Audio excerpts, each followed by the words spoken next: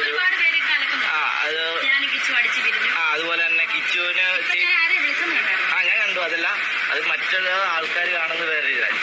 കിച്ചുവിന്റെ അഭിപ്രായമല്ല ചോദിച്ചത്. ആ വീട് കിട്ടിയത് പോലും നമ്മൾ വലിയ പുണ്യമായിട്ടാണ് കരുതുന്നത്.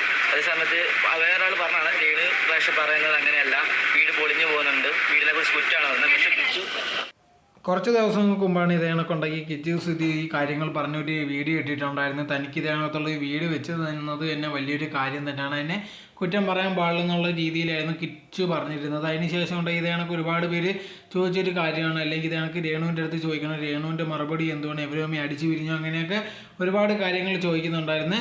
അങ്ങനെ ഇരിക്കുന്ന സമയത്താണ് ഇപ്പോൾ ലേറ്റസ്റ്റ് ആയിട്ട് ഇതേ കണക്ക് ചോദിച്ചപ്പോഴാണ് രേണു സുധി അതിനുള്ളൊരു മറുപടി തരുന്നത്. ഇതേ കണക്കുണ്ടെങ്കിൽ എല്ലാവർക്കും ഉണ്ടെങ്കിൽ ഓരോരോ അഭിപ്രായ സ്വാതന്ത്ര്യങ്ങളുണ്ട്. ഇതേ കണക്ക് കിച്ചു പറഞ്ഞത് കിച്ചുവിൻ്റെ അഭിപ്രായം മാത്രമാണ്, എൻ്റെ അഭിപ്രായം അതേ കണക്ക് വേണമെന്നുണ്ടാകണമെന്നൊന്നും ഇല്ലല്ലോ. അതോടെ തന്നെ ഞങ്ങളുണ്ടെങ്കിൽ അടിയിടുകയോ അല്ലെങ്കിൽ പിരിഞ്ഞ് താമസിക്കുകയോ അല്ലെങ്കിൽ ഭയങ്കര അടിയാവുകയോ അങ്ങനത്തുള്ള ഒരു കാര്യങ്ങളും ഇല്ല. ഞങ്ങൾ ഇപ്പോഴും നല്ല കൂട്ട് തന്നെയാണ്. അതേ ഒരുപാട് പേര് ഇതിനകത്തുള്ള കാര്യങ്ങൾ ഇല്ലാത്തതൊക്കെ ഉണ്ടാക്കി പറയുകയാണ്, അതല്ലാതെ വേറെ ഒന്നുമില്ല. ഇതേ കണക്ക് കിച്ചുവിന് ഒരു അഭിപ്രായം ഉണ്ടെങ്കിൽ അത് പറയാനുള്ള അവകാശം അവനും ഉണ്ട്. അതേ കണക്ക് തന്നെയാണ് എൻ്റെ അഭിപ്രായം പറയാനുള്ള അവകാശം എനിക്കും ഉണ്ട്.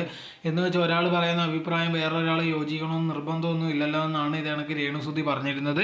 ഇതിനെ പറ്റിയുള്ള നിങ്ങളുടെ അഭിപ്രായം എന്തോന്ന് കമൻറ്റ് ബോക്സിൽ കമൻറ്റായി രേഖപ്പെടുത്തുക.